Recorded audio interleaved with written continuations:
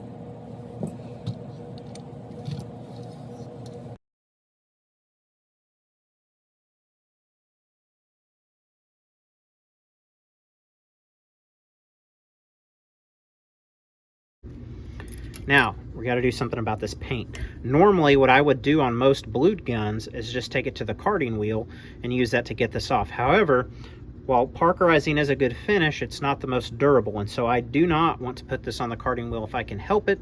So we're going to use some barge thinner and see if that helps us remove it. So I'm going to go ahead and glove up in the meantime. Okay, gloves are a check, and let's go ahead. See what happens.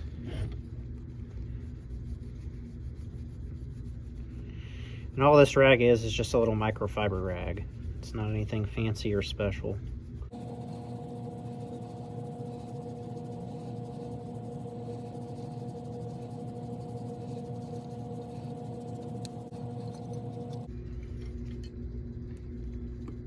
All right, so there's the receiver. Took some elbow grease, but it worked. Onto the barrel bands.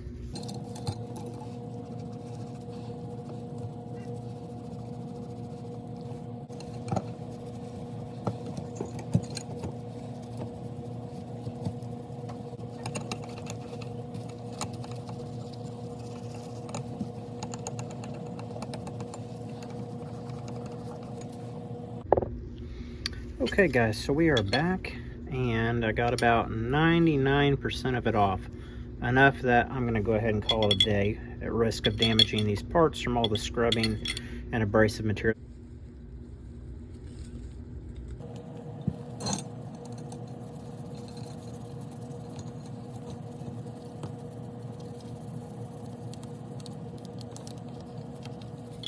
All right, got everything all oiled up. I'm going to give it a light wipe down, do the other metal parts, and reinstall it into the stock, and we'll go from there. Okay guys, so we got her all cleaned up, got all the gold paint off of it, got it oil lubed, all that good stuff, ready to go. So as far as the gold paint goes, I believe this gun probably belonged to an American Legion, a VFW post, funeral honors, something like that, a ceremonial rifle, which would explain why so many of them were painted like that. They're probably given back in the DCM days, and then the CMP took them back when those posts were finished with them. But here in the light you can see, hopefully, just a little bit of paint down in the wood that I wasn't going to get out of there because I don't want to mess with the wood at all. This band has some discoloration, and then there's the other end. So I got about 99% of it off. The barrel is a Remington September of 1943 barrel, if that comes through. And then the receiver serial number puts it, I believe, at December of 1943. So probably very correct. But this thing is beautiful. There's your Remington Arsenal, I believe is how you say it, marking. And then on the bottom, we have an H. Shaw. Hopefully that will be in focus. But yeah, all in all, very happy with this rifle. Excellent deal from the CMP. When they're gone apparently. So get one now if you want one. But let's get this thing sighted in, as that is part of the restoration process. So I noticed when I was function checking this that it was shooting a little bit to the right, so I did adjust the sights. We'll see how close we are. We're going to start at 25 and then work back to 100. I'm shooting an American whitetail 150 grain, as if I keep this is what I'll hunt with. So we'll start with 3 rounds just to get an idea of where we're at. And I have the magazine turned on, so I'll be feeding out of the mag. Here we go.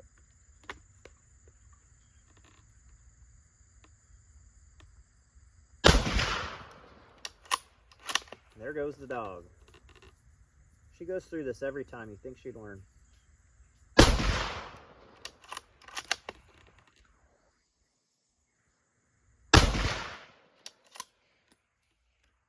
Alright, we'll go take a look at the target and make some adjustments.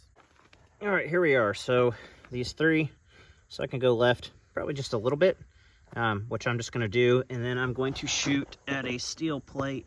This will zoom down there. It's about 100 yards. And we'll see if we're hitting. At this point, I made my adjustment. I'm going to turn the magazine cutoff to off and just single feed.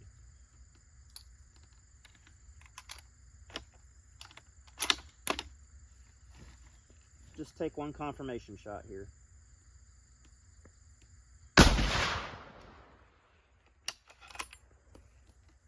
All right, I'm going to run down and check, and then we'll put some rounds on. We're going to go ahead and fire a few rounds on steel just to confirm 0.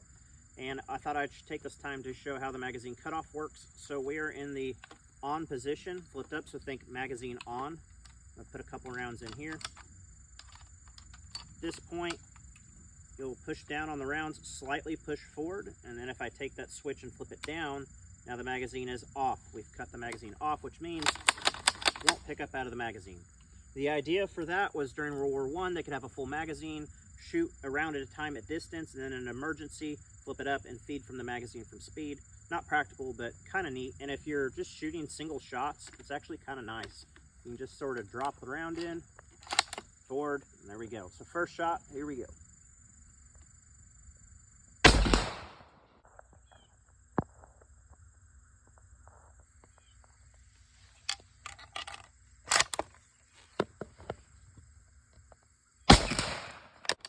Dead center. Now I'm flipping this on, feeding from the magazine now.